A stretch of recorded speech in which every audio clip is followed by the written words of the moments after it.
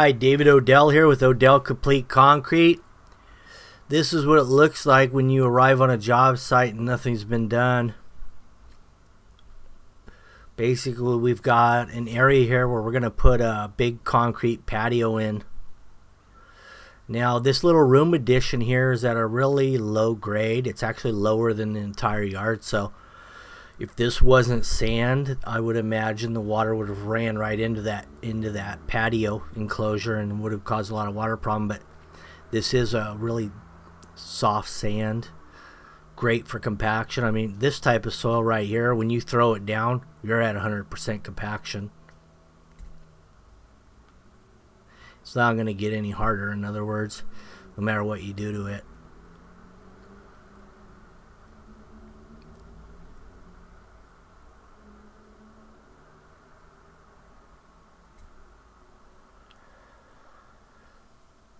So what I'm going to do here is I'm going to take out the old Johnson laser level, and the first thing I want to establish here before I do anything is it possible to get slope out of this backyard to the front yard from my existing elevations?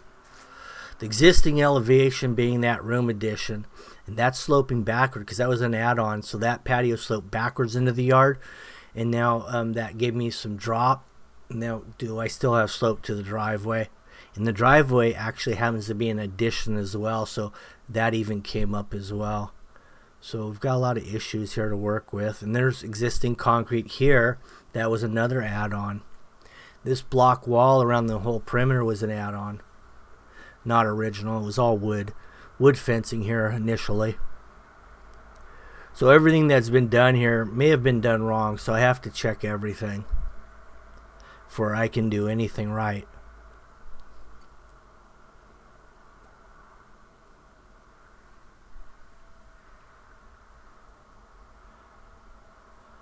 Oh, by the way, that little tractor I'm using there, I did a review on that tractor basically, but that's in some previous videos if you're interested in seeing that comparison. But I did go with the Vermeer, by the way. It was the best machine for this particular size. So right now what I've done with the rotary laser is I've set it at a level point depth 4 inches below that existing enclosure slab. So I'm 4 inches. I've got my Leica rod down 4 inches below that finished slab there. You can call it a story pole. You can call it whatever you want, but basically it's just something to give you a reference point. So as I'm digging this out, I'm using that story pole and I'm dropping it around on the grade as I remove just to see if I'm getting close to where I want it. And initially I started at level, a level plane 4 inches below top of slab, because I know at that point I can just shape it an inch or two here and there to get my slope. But that's a good starting point when you're dealing with, 40 yards or more of dirt removal. So what I'm going to do actually here is, because it's so high, I ran into some issues because, like I said earlier, that block wall was an addition and it was wood fencing before that. Well, when they put the block wall in, they put the footings at a certain height. And that height may not really work in the real world of getting water to drain from the front to rear. So we have to deal with the footing elevations as well when we're trying to get drainage. And I don't want to knock footings out because then that's going to weaken the wall. So what I'm going to have to do here, which got a little tricky, I'm going to have to slope this whole yard towards the building, which I never really like to do because that means in a heavy rainfall, the water could just run across into the building and you could have a serious situation. But instead, what I've done here, they decided I'm going to go with the channel drain. I'm going to go with the channel drain 4 feet out, running parallel with that room addition. And I'm going to start at about a 1/2 inch slope in 4 feet at the high side. And then when I get to the other end, I'm going to go with about, well, because we're 4 feet out, so if you go 2%, that's my max. That's where I want to be there, and that gives me the slope in the drain, and it gets me going the direction I want everything to go to. Seems complex, but it's really not. So here's all these different tools I brought into this yard. I don't even know. I don't think I got the Bobcat in here. I had a little mini Bobcat, and that was my worst choice, really. That thing's worthless. Got to have tracks in this soil, no doubt about it. So this is the little dingo. It's getting it done. Although, you really had to feather it along because the horsepowers were kind of, iffy. So you kind of had to do one operation. You couldn't really multitask with this machine. What you got to do is drive forward with the bucket down, stop, raise the bucket, then move again. If you try to do it all at once, like multitasking, you're in for a big surprise. So basically what I've done, I just take the little tractor, I load it in the wheelbarrow, shoot it out that narrow gate because it's about 3 foot wide. And to run a machine that's 3 foot through a 3 foot opening, there's an inch or so give, but you run it through there multiple times, you're going to hit it eventually. You're going to hit the wall, you're going to hit the house, there's just no way around it. So your best bet is to go with the wheelbarrow. Run it through there. That way if you hit something, at least it won't break.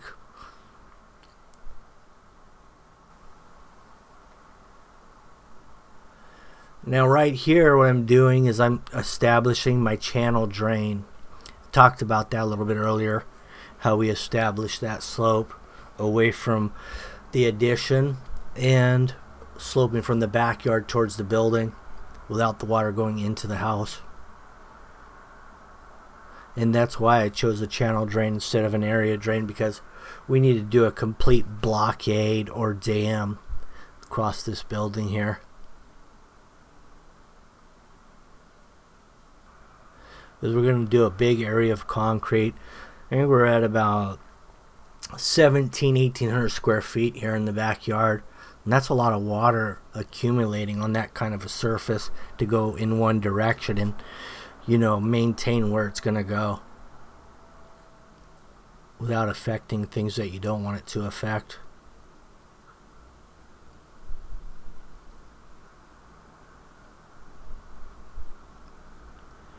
Now this yard was fine and dandy, even though it was about 10 inches high above the actual floor in that room addition, because the water absorbs. But now when you're doing concrete, you got to figure, well, the water's not going to absorb anywhere anymore. Where is it going to go? These are things you have to consider when you're putting a hard surface that doesn't absorb water.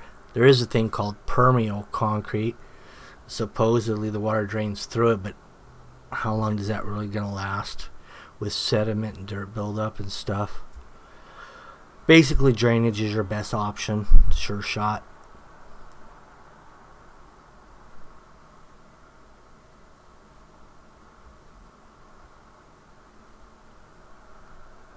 So we ended up taking about 4 Super 10 loads out of this yard. Basically what I think happened, because there was a lot of things that happened on this job site before I arrived, with the block wall, the driveway addition in the front. Things happened here that I wasn't really involved in, but all the dirt, I think, from the footings, the driveway addition, ended up in the backyard. So it really built it up, and that's how we accumulated so much dirt. But what I did is I had a little skidster out front, a little New Holland, and he picked it up, loaded his Super 10. He came back 4 times because we had it maxed out in the front yard. That driveway, that 30 by 30 out front, was loaded 4 times. All those wood stakes you see there, that's the channel drain, and I'm kind of pulling a string line right there. And then I'm pulling string lines across to get my grade for the entire pour. We do have a planter bed here, and that's going to take a lot of water on that side. And that side form there, I have about very minimal slope to the front yard because I had to eat it up trying to get my channel drain to drain out. So we only got about a 1/2 inch in that 60 feet along that planter bed area, but it's going to drop off into the dirt there. And then as it builds up water, it can drain out through the front gate. Now, had I did the driveway addition, I could have lowered that, and I could add positive slope from all the way. But, you know, we had some other problems there that we dealt with. Here's the channel drain right here. It's 1.5 inches by 4 inch, maybe 3.5 inch. But whatever it is, we're going to put some slope in it so we get it going in the right direction. When the water drops into this channel drain, it doesn't have a removable top. I kind of like the removable tops in case you want to clean them out. But you can do that. There is some, they make some aftermarket things for these channel drains, even though they're fixed, and you can't really bust into the top of them without damaging them. They have some things that you can actually cut the surface out, and you can pop in a replacement piece so you can actually get a water hose into them or things like that to clean them out. So there is some aftermarket stuff where you can retrofit these things. Now you can see I've got those holes about every 4 feet. These channel drains are, I believe they're 4 foot long, or they may be 5 feet long. I think they're 5 feet long. Each section of this channel drain is 6 feet long, and there's an insert sleeve that ties them together, which we glue together. And then at every sleeve, what I've done here is I've put concrete on both sides. This locks it in place. Now I've got it all sandwiched in there. I got steel stakes on each side, tie wired, so I've clamped that thing in place at height, and it's perfectly straight. That's what those steel stakes do. Or wood. Wood or steel is fine, depends on your soil. But what you do is you follow a string line, tie it to grade, sandwich it in, it can't move. Then I just put some concrete around the base. I just come up a little bit on the bottom of that. What that's gonna do is it's gonna hold that from floating. It's gonna also stabilize it, so I don't really need those stakes there when I pour the slab. So basically I'm locking that thing in right exactly where I want it before I pour the slab, so I know that's, you know, in perfect shape.